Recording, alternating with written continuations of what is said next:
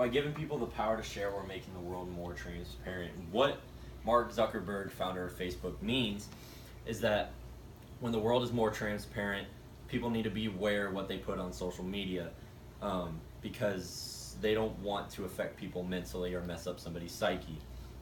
And I know a little bit about this subject because not too long ago I played baseball, and college coaches would come and gather around a group of athletes, and they would talk about, number one, social media.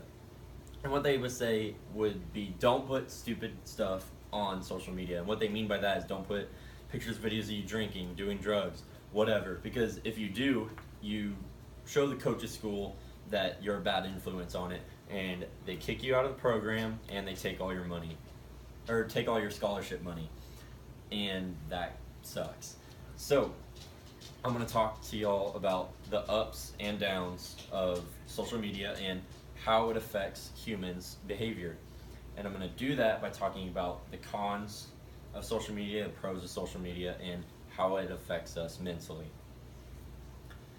Now, the first con that I'm going to be talking about is how fast stuff travels.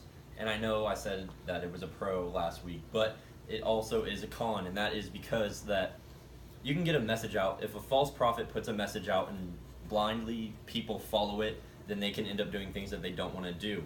And a really good example is Charles Manson. And biography.com wrote an article about Charles Manson and his group of people and what they did back in 1970. And what they did was they killed 35 people, including actress Sharon Tate. And they really impacted everybody. Charles Manson is still behind bars, and he's still living. But the whole point of this is to not blindly follow somebody, because this is a really extreme case, but you can end up doing something you don't want to do. And another con is that people are talking less and less to each other face to face. And procon.org wrote an article called "Are Social Networking Sites Good for Our Society?" And in that article, it stated that in 2000, only 8% of people talked less and less face-to-face interactually. But in 2011, that number jumped 26% to 34% of people talked less and less face-to-face. And that is a huge jump. I don't know if that number is still accurate. It had jumped another 26% to 220, but if it did, that wouldn't surprise me at all.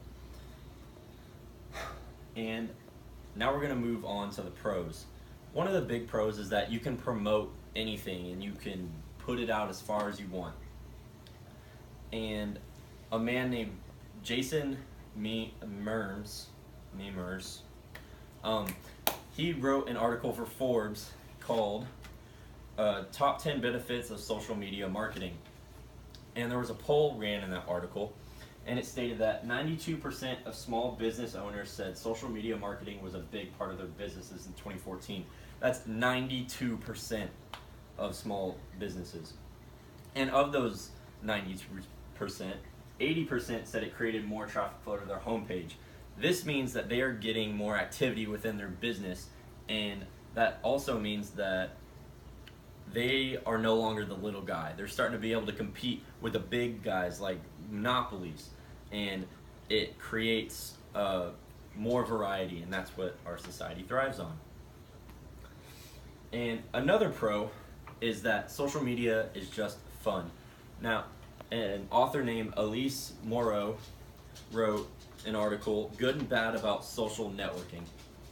And she stated that humans were naturally social creatures, and that it can often be satisfying to see that somebody liked or commented on your post. And I 100% agree with that. I like tweeting something and seeing the likes just shoot up. I'm like, people are actually seeing this and they're actually interacting with it. I feel like I'm actually talking to those people, and it feels good. And now I'm going to talk about the behavior towards people and what it does when we get an interaction. So, author named Honor Honor Whiteman, wrote an article called "Social Media: How Does It Affect Our Health and Well-Being?" And in this article, she states that